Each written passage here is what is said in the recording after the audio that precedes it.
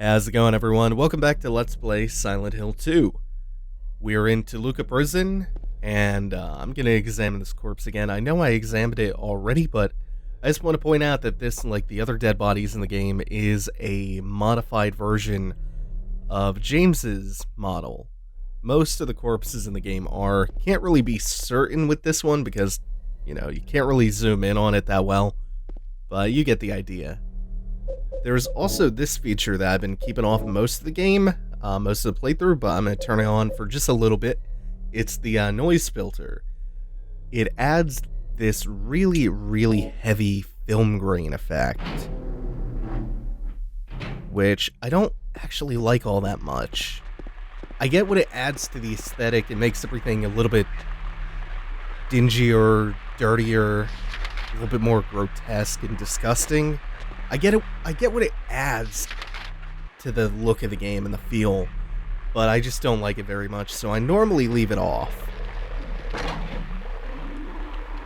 You yourself might not see a huge difference with it on because of YouTube's compression artifacting, but in-game it's actually really, really aggressive.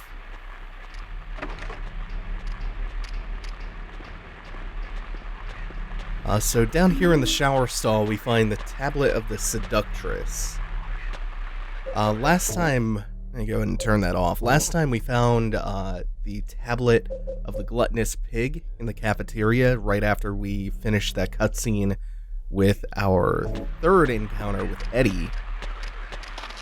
So there's one more tablet that we have to find, and you're going to see that each of those three tablets correspond to one of our three main characters. I consider Eddie, Angela, and James to be the main characters, and then Laura and Maria are kind of side characters. The only reason that I make that distinction is because the first three that I mentioned, the main characters, all carry some kind of baggage into Silent Hill.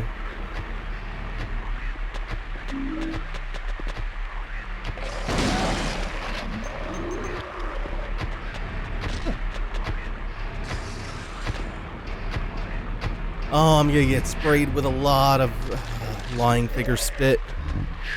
On Sacrifice and the Art of Demon Summoning, the Tome of the Seer. These are all books scattered around here. The Feast of the Succubi, the Fallen Angels of Mercy and Favor. The Tome of the Seer is a book that you can find in the library in Silent Hill 3. Also, you just take a look at the walls here. Looks like halos of the sun around here. Also, a neat little feature, if you pay attention to James's head, whenever you're in a kind of important area with a key item nearby, this is something that I only recently found out. I streamed this game on my Twitch channel a few months back, sometime in the middle of last year.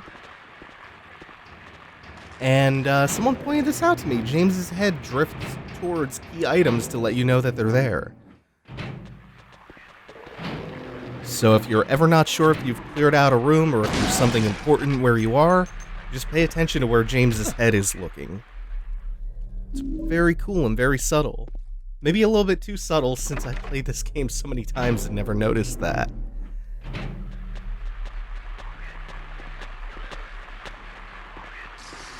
Oh yeah, it's pitch black around here. It's maybe even a little bit darker than usual because I corrected the color accuracy settings on my Elgato. I finally got around to fixing a problem I've been having with that.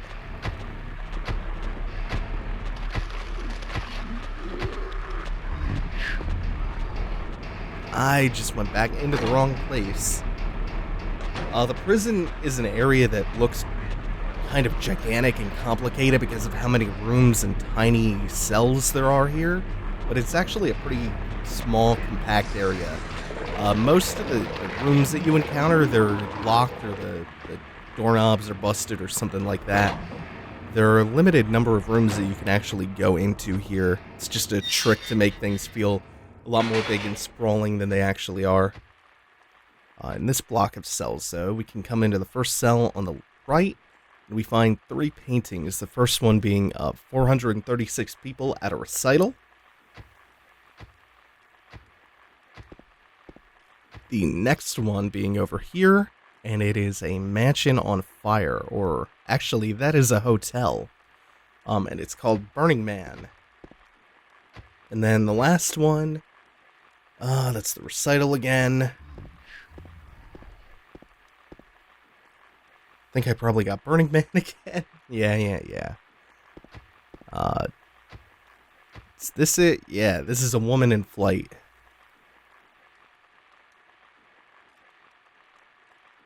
So again, 3 paintings in here. They are connected to our 3 main characters. Burning Man is connected to James. The woman in flight is obviously Angela. And the recital is connected to Eddie. And time will tell what those connections actually mean. And in here, in this prison cell, we find the tablet of the oppressor. So that's our 3rd one.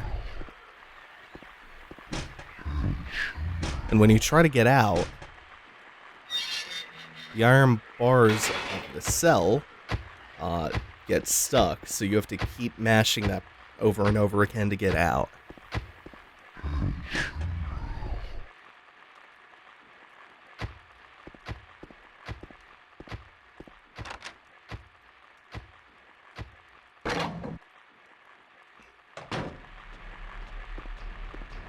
There is an enemy back there which you can hear chanting the word ritual.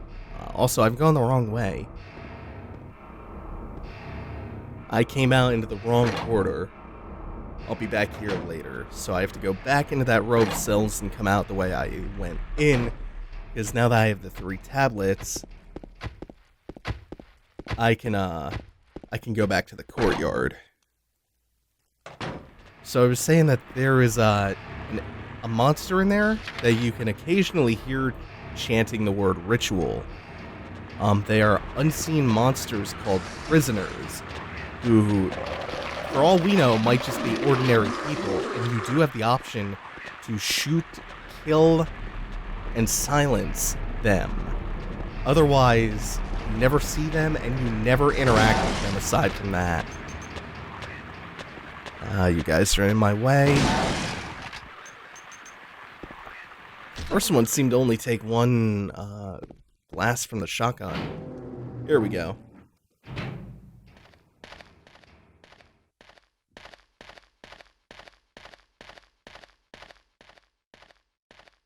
This little tablet with the inscription here, this is where you place the 3 tablets that we just got. They give you blood to atone for the 3 sins. But above that, there's a placard that clearly depicts a hanging man flanked on either side by 2 pyramid heads wielding spears. So we'll come into our inventory. I could use a first aid kit. So many of them now. 3 ampoules, bunch of health drinks. Yeah, you get loaded up. So we'll combine the tablet of the oppressor, the tablet of the gluttonous pig, and the tablet of the seductress. And we will put this on the scaffolding right beneath where the hangman's noose is. This is actually an execution ground.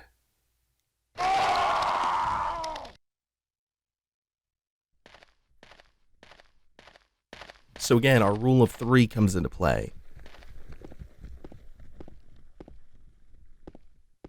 We have 3 characters who each bring their own baggage into Silent Hill here.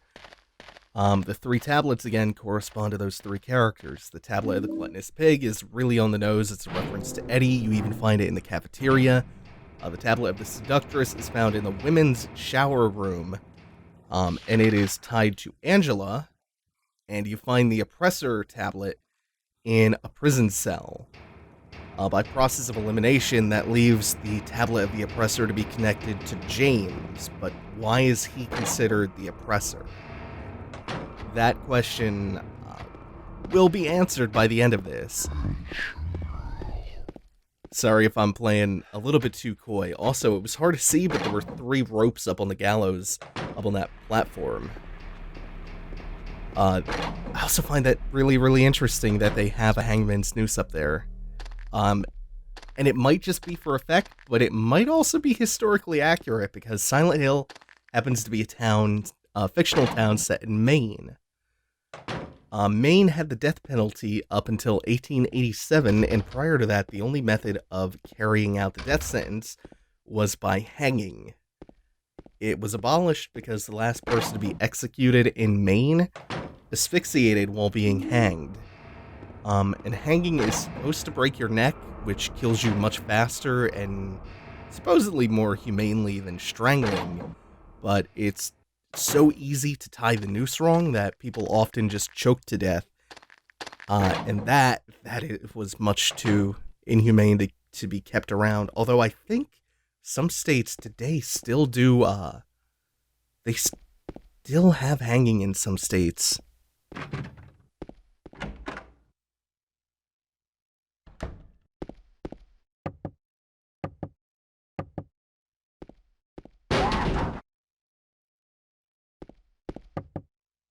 I always appreciate jump scares like that. I think as I've gotten older, I've come to appreciate jump scares a lot more than I did when I was younger.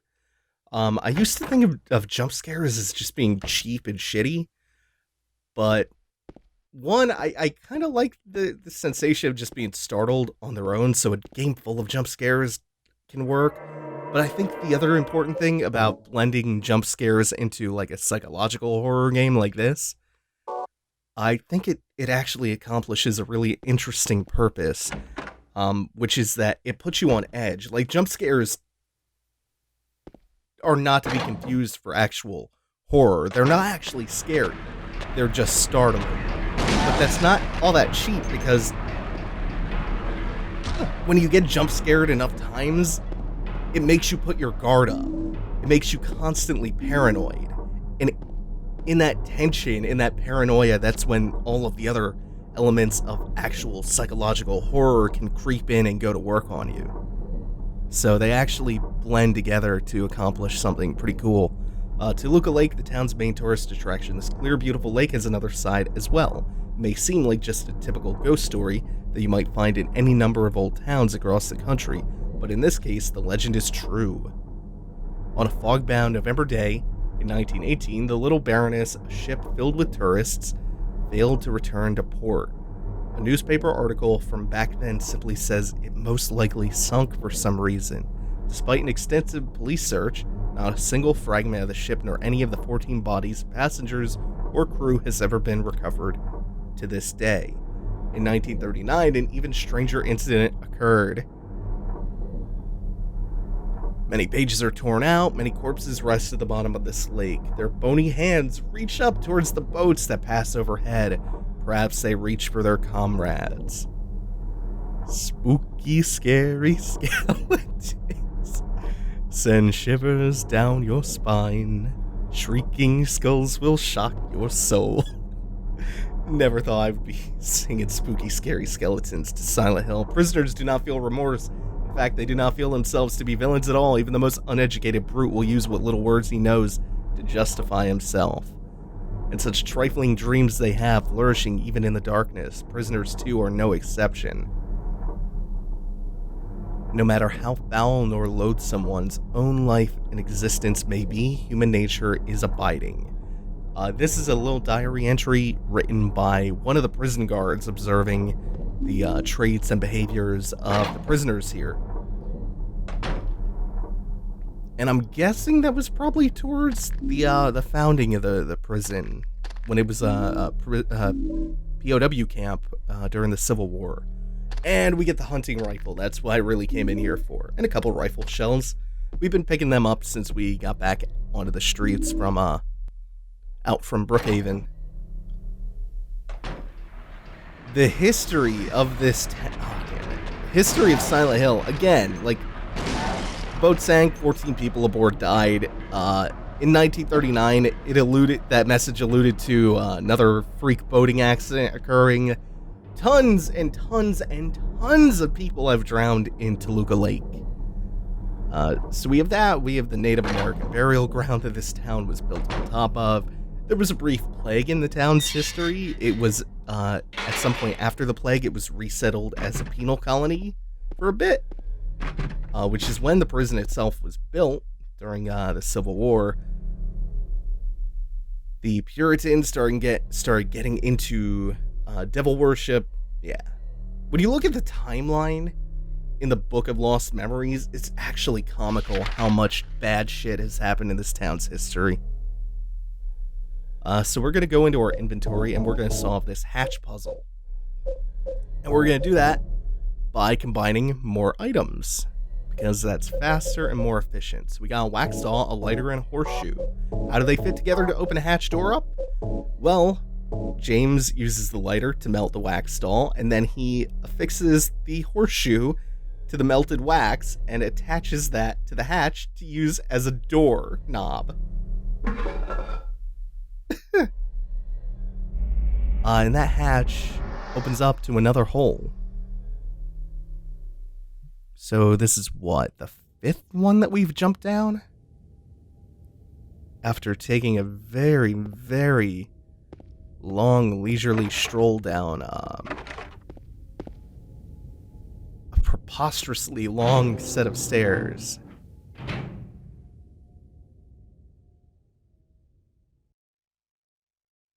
Did that just move? Or was James's imagination? Comments on the nauseating smell of the corpses in here. There is speculation that the cult got their hands into the prison and they were conducting sacrificial rituals on the prisoners here.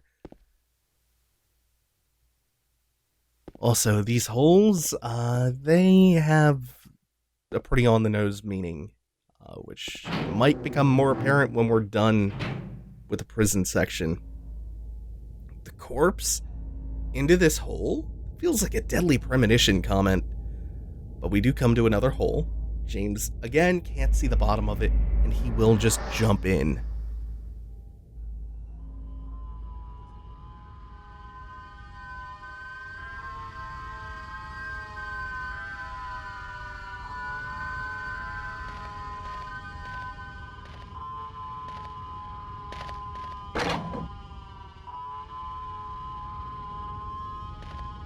And yet another one. This is our 3rd hole this episode. I think we went through at least 3 or 4 last time when we entered the Historical Society on our way down to the prison. So this is now absurdly underground. Hundreds of feet, maybe.